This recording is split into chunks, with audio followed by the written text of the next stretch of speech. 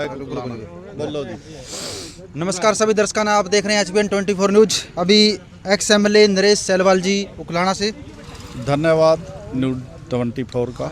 तो जैसे कि किसान एक बार फिर से धरने प्रदर्शन पर बैठ चुके हैं, तो आप यहाँ पर इनको समर्थन देने पहुंचे, तो इसके पीछे कोई राजनीतिक एजेंडा आपको भाजपा वाले कहेंगे तो राजनीति कर रहे हैं कांग्रेस वाले?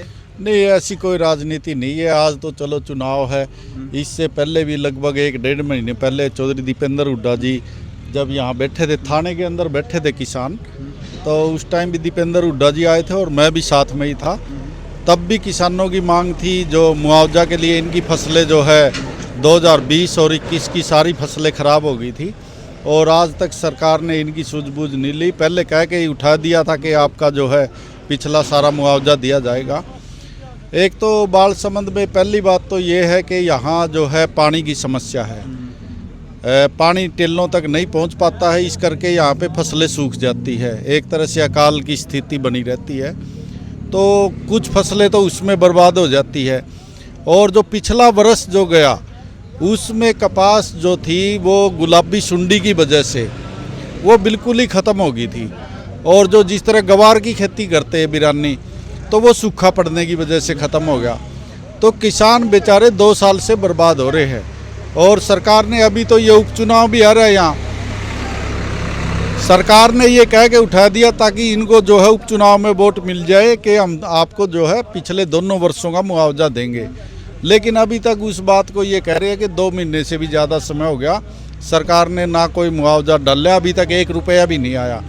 तो सरकार की ये बेरुखी है और जनता जो है आज सरकार से नाराज़ है। और उपचुनाव भी है, अभी किसान बैठे हैं, ये सब कह रहे हैं कि भाई हम जो है सरकार का विरोध करेंगे उपचुनाव के अंदर भी। चलिए सर, एक और सवाल है। जैसे कि चर्चा में आता है, भाजपा वाले कहते हैं कि जो ये किसान बैठे कांग्रेस के किसान हैं, भाजपा के कोई किसान नहीं है, क्या चक्कर है? नहीं, फिर इसका मतलब तो ये हो गया कि भाई भाजपा के साथ कोई किसान है ही नहीं। अगर सारा ही किसान यहाँ कांग्रेस का बैठा तो इसका मतलब पूरा किसान ही कांग्रेसी है।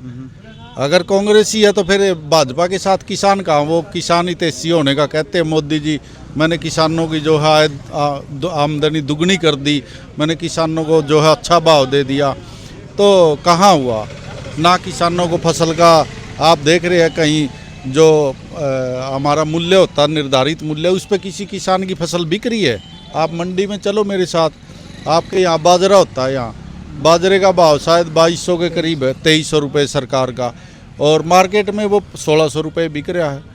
तो मतलब कहीं भी किसानों की समर्थन मूल्य पे फसलें नहीं बिक रही और किसान जो है आज देश का वो जर्जर हालात में है। सरकार को इनकी सूझबूझ लेनी चाहिए, नहीं तो दूर नहीं है। अभी उपचुनाव में भी ये किसान बैठे हैं, कहते हैं कि हम अपना रूप दिखाएंगे। चलिए जी, एक और अंतिम सवाल है। जैसे कुलदीप बिश्नोई जी पहले भी किसानों को वादा कर चुके हैं कि मुआवजा पास हो चुका है, बस थोड़े दिन में आ ही जाएगा।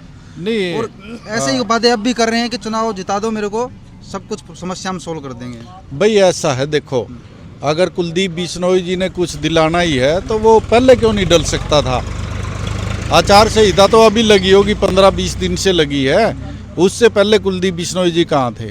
सरकार वो तो ज्वाइन कर रखी थी उन्होंने बीजेपी, और 6 महीने से सरेंडर कर रहे थे। जब उन्होंने राष्ट्रपति के चुनाव में बीजेपी को वोट दिया, राज्यसभा के चुनाव में बीजेपी को वोट दिया, तो बीजेपी तो ज्वाइन थी उनकी, तो पहले क्यों नहीं डलवाया उन्होंने? अब जो है 55 साल से या 54 साल से चौधरी भजन लाल जी का परिवार यहाँ से विधायक बन रहा है और वो लोग कहते हैं कि हम चुनाव के बाद समाधान कर देंगे।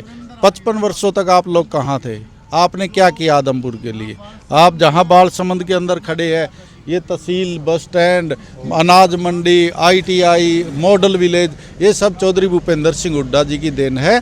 और जैसे ही ये उपचुनाव कांग्रेस पार्टी जीतेगी तो किसानों की समस्याओं का चौधरी भूपेंद्र सिंह हुड्डा जी जो है विधानसभा में मुद्दा उठाएंगे और इनकी समस्या का समाधान करवाएंगे। ठीक है जी, धन्यवाद जी। धन्यवाद।